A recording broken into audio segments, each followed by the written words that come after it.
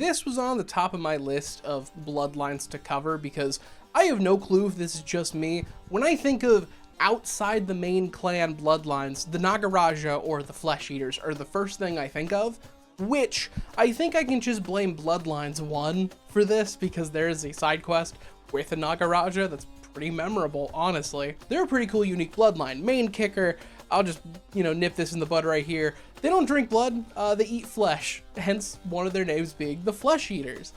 But there's a lot more in-depth history than I think you'd imagine, especially just going through that side quest in Bloodlines. The rabbit hole goes far deeper than some of you might expect. Largely, we're gonna talk about some mage stuff. That's because the Nagaraja, much like the Tremere, actually aren't original vampires. They are mages who found a way to become undead. Kinda, sorta. As in, the Nagaraja that we largely have seen are not ex-mages, but they came from ex-mages. There was a proto-group for the Chakravanti, or the Euthanatos. This group was the Idron. The Idron wanted to find a way to get eternal life. A big consistent point for the Chakravanti is necromancy. While they're not actively raising dead and all that, they have a big focus on the cycles of life and death, and they believe to serve their true goals of maintaining spiritual balance with the world, they needed eternal life. So they sought an answer. They traveled all over. This is like a long ass time ago. Like, there's not an exact year, but it's definitely BCE something. Eventually, they found their way to Egypt, where a mysterious fella made them an offer.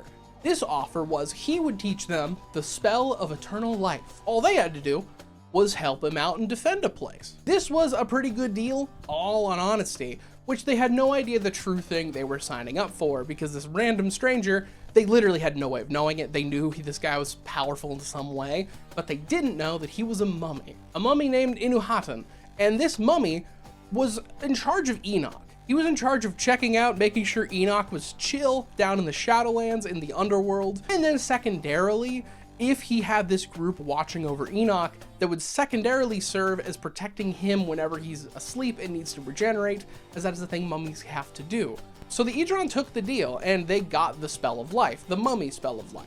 The problem is this spell is really weird, really complicated, and you can't just like recreate it. It's not something you can do unless you're, the people that made it. The spell of life is super complicated. It is not something you can just get a scroll, read the words, and boom, you do it. In fact, there were portions of the spell that they couldn't even comprehend.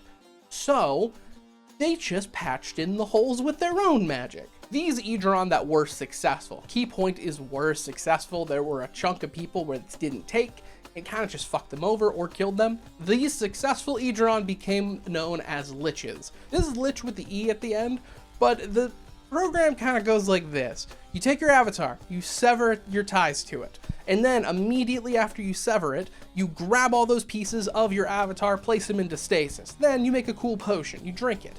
And then lastly, you need to kill yourself in a spiritually significant way, whatever that means. I'm not being vague for any other reason. It is just the fact that the way you have to do this ritual and kill yourself is very specific to each individual person. Your potion might be different, the way you put your avatar in stasis might be different, etc, etc. But once you do this, you become an immortal creature, when you still have access to magic, unlike the Tremere, who are just now vampires. But this is also basically another form of quiet, because when you're in this state of death, you are just being filled with constant death energy, with literally no balance. So you go insane. And also, you're just beset by paradox, so living in reality isn't really a thing anymore. But these crazy undead liches now, they were the ones who set up in Enoch. And it's from this and their mummy friend where they got their new name, the Tal'mahe'Ra, or the True Black Hand. The Tal'mahe'Ra are a very important secretive group in World of Darkness, largely for older editions. And I think it really depends on how you execute this idea, because I think the core concept of there's a group of liches and then later vampires who are guarding Enoch, the first city. I think that is a really interesting concept. It's just as it goes on, it becomes like, oh, they're a secretive group, their name only made in whispers, and they have their claws in every part of society. I don't know, man, I've heard this before. I've heard this a lot before. They fit a specific niche of Vampire the Masquerade and World of Darkness that is filled by other things depending on how you orchestrate it.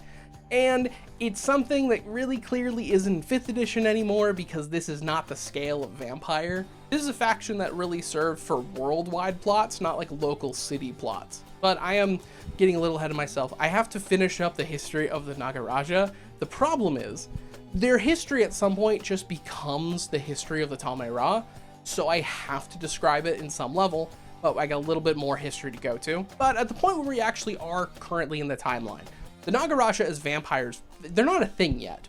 So where do they actually come from? Well, the Tal'mahe'Ra, these group of liches, there were like a handful of them. There was not a lot. They were like, this isn't right. We need an army. We need something like substantial. And they were in Egypt, so they just turned slightly and saw a bunch of followers of Sect, or later would be called the Clan Ministry. A bunch of vampires running around.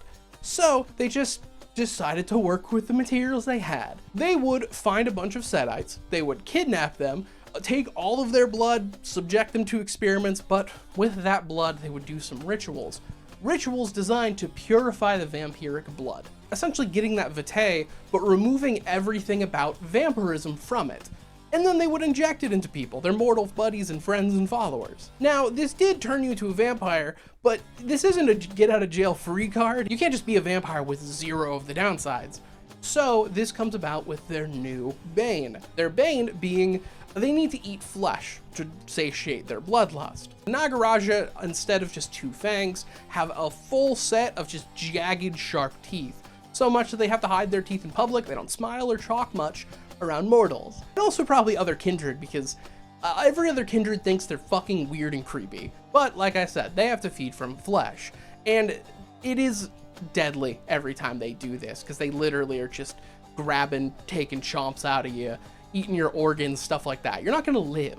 So one thing they'd have to do is go through very specific paths of enlightenment and alter their morality, because obviously if you know vampire and humanity rules, killing a person when you're feeding does affect your humanity. So they had to figure out a way to not become full monsters.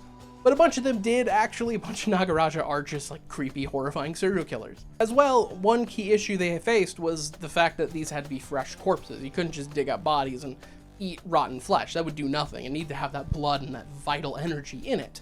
So it's lucky that they have necromancy. Older editions gave them Auspex, Dominate, and then necromancy, while then in V5, one of the key things they'll get is Auspex, Fortitude, and then Oblivion, the new catch-all for anything kind of related to Undeath or the Shadowlands or whatever. Bane does suck though, because every night that they do not feed, they actually lose a dice of their physical attribute, which sucks. However, this was changed when it comes to V5, because I have a whole video on Hecata and the development of the Hecata. But Clan Hecata has a brand new bane, which is the Painful Kiss, where essentially for a lot of other vampires, the kiss is a thing you can kind of stealth. For Hecata, no, it is a very painful process. However, there's a lot of sentiment that I really disagree with. Listen, we can have our issues with V5, 100%. I'm not going to defend 5th edition in a lot of things. However, the Blood God book is genuinely really good, because if you want to play a Nagaraja in your V5 game, they make it so easy.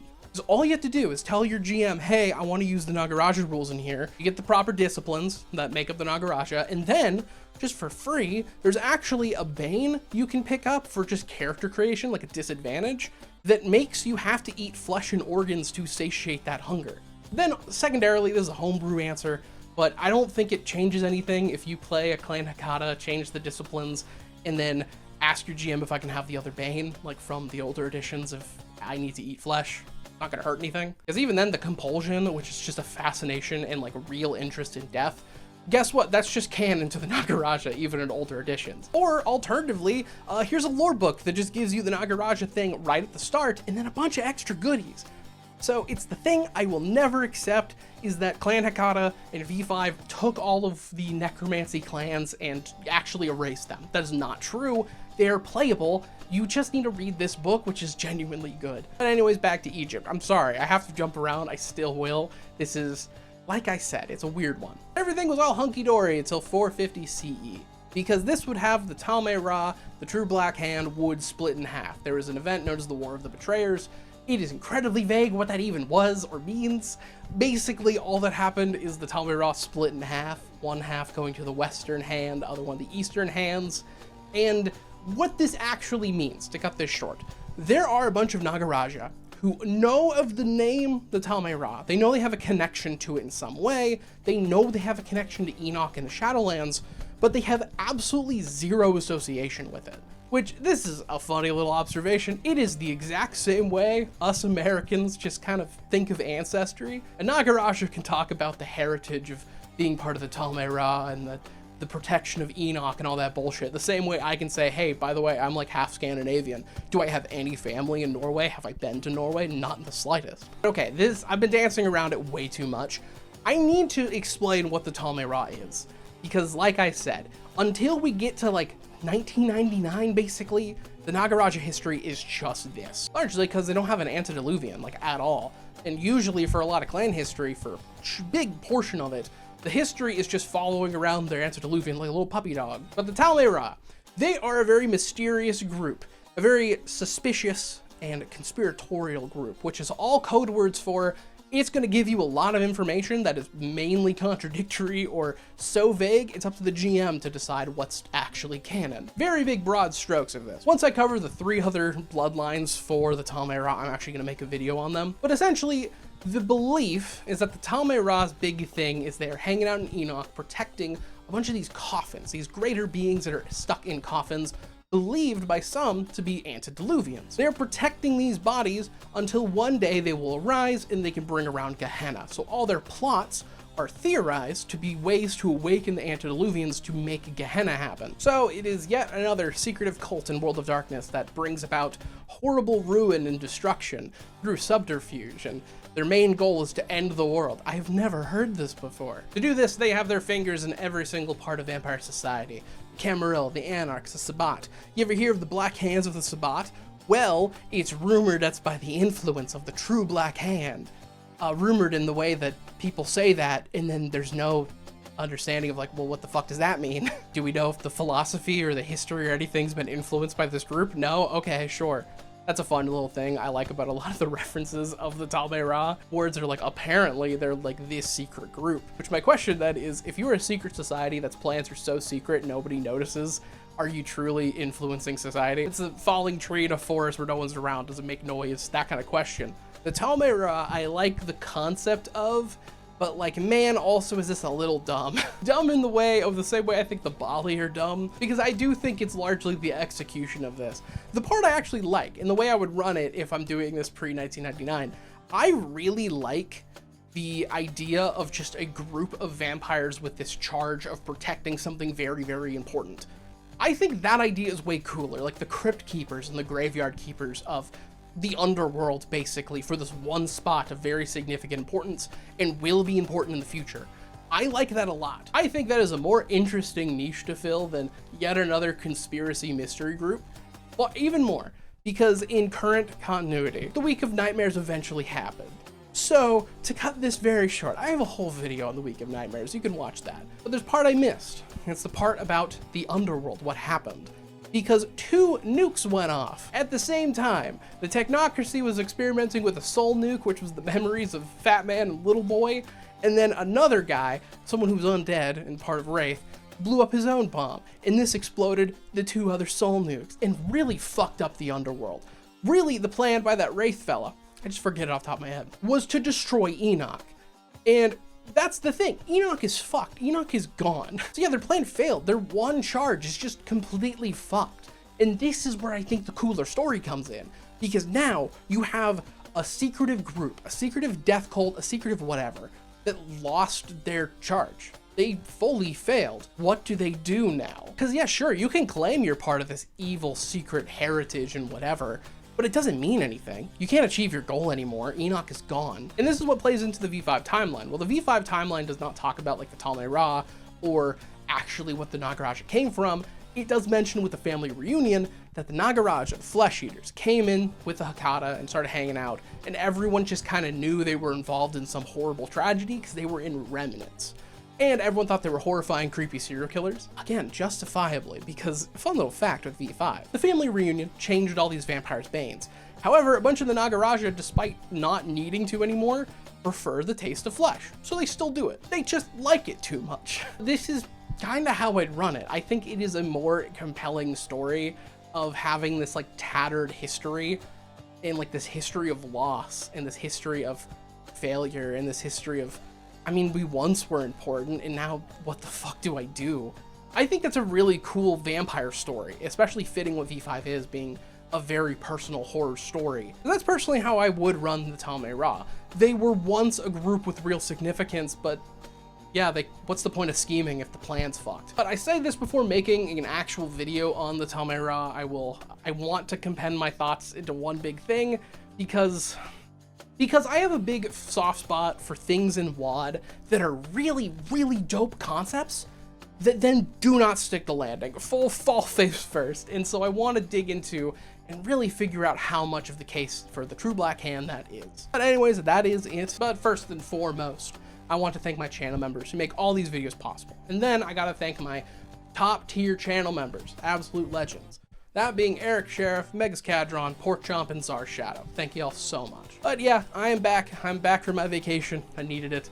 So if you want, you can follow my Twitter, like the video, subscribe, join my membership. I started a TikTok, I know, embarrassing, where I'm going to make like short form content that is little lore tidbits that won't fit in a video, or answering stuff, chatting, making video responses. I might cross post it on the shorts, we'll see.